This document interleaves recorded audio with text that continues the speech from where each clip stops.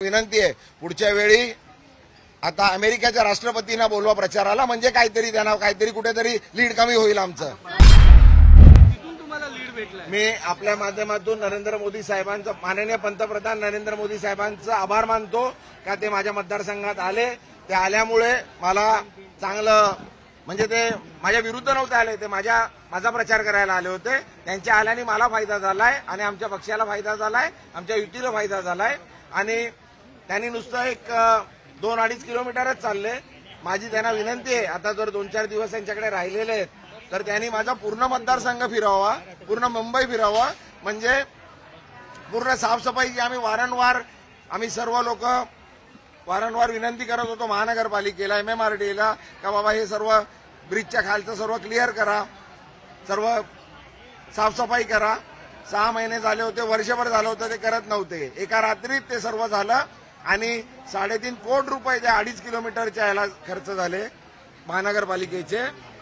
तर मी आपल्या माध्यमातून विनंती करतो का बाबा मोदी साहेबांनी, पंतप्रधान साहेबांनी पूर्ण मतदारसंघ फिरावा, म्हणजे पूर्ण साफसफाई आमच्या मतदारसंघात होईल. ईशान्य मुंबईत भाजपकडनं साम-दाम दंड लावण्यात आला होता, मात्र त्यांनी जे काय करायचं होतं ते सर्व केलं. म्हणजे फेअर इलेक्शनचं बोलू शकत नाही. त्यांनी अनफेअर प्रॅक्टिसेस जे काय करायच्यात, म्हणजे पैशाचा वापर, शक्तीचा वापर, सर्व शासनाचा गैरवापर, जे काय करायचं होतं, दादा लोकांचा वापर, गुन्हेगारांचा वापर, सर्व जे काय करायचं होतं त्या सर्व केलं. आमच्या सर्व कार्यकर्त्यांवर काँग्रेस, राष्ट्रवादी काँग्रेस, समाजवादी पार्टी, शिवसेनेच्या आणि सर्व आमच्या मित्रपक्षाच्या सर्व कार्यकर्त्यांना जे काही दमदाटी करायची, मारायचं, त्यांच्यावर केसेस करायच्या, जेलमध्ये ठेवायचं. म्हणजे इलेक्शनचा काळ आहे तोपर्यंत त्यांना दाबून ठेवलं होतं, जेलमध्ये त्यांच्यावरती अन्याय केलं, मारलं, महिलांना मारलं, हे सर्व अन्याय केलं. आणि आम्ही जे कंप्लेंट करायचं होतं, आम्हाला काय न्याय देत नव्हते, आम्हीच कंप्लेंटर आणि आमच्यावरच गुन्हा दाखल करायचे, असं झालं होतं. पण त्यांनी काही करून, सर्व करून, रोड शो करून, सर्व करून काही झालेलं नाही. माननीय उपमुख्यमंत्री साहेबांना 5-5 दिवस इकडे येऊन बसावं लागलं, पंतप्रधान साहेबांची सभा सोडून यावं लागलं. म्हणजे विचार करा, आमच्या मुलूंचं प्रकरण झालं त्याच्यात किती पैसे असतील का माननीय पंतप्रधान साहेबांची सभा सोडून माननीय उपमुख्यमंत्री साहेबांना तिकडे यावं लागलं आणि ते पैसे तिकडून काढावे लागले. दुसरं आपल्या माध्यमातून सांगू इच्छितो की काही केलं तरी त्यांचा यश आला नाही. माझी आपल्या माध्यमातून विनंती आहे पुढच्या वेळी आता अमेरिकेच्या राष्ट्रपतींना बोलवा प्रचाराला, म्हणजे काहीतरी त्यांना काहीतरी कुठेतरी लीड कमी होईल आमचं. जे यश मिळालं आहे त्या यशानंतर आता उपमुख्यमंत्री देवेंद्र फडणवीस यांनी एक स्टेटमेंट केलंय की मला आता या सरकारमधून मोकळं करा. साहेब, मी माझ्या मतदारसंघापुरता मर्यादित आहे. ते नेते मंडळी आहेत ते यावरती भाष्य करतील, मी या सर्वांवरती भाष्य करण्याला एवढा मोठा नाही आहे.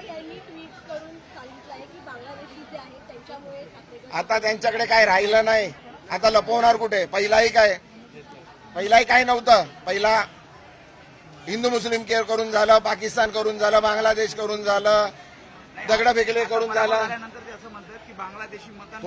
तोंड लपवतील कुठे.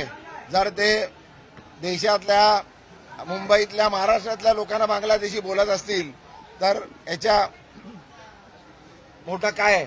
म्हणजे देशातल्या लोकांना बांगलादेशमध्ये, म्हणजे तेही राहतात ते बांगलादेशमध्ये राहतात आहे का. त्यांना अशा लोकांना कायदेशीर कारवाई झाली पाहिजे आणि आम्ही ते कायदेशीर कारवाई करायसाठी आमचा पक्ष आणि सर्व मित्रपक्ष मिळून आमची त्यांच्यावरती कायदेशीर कारवाई करणार आहे.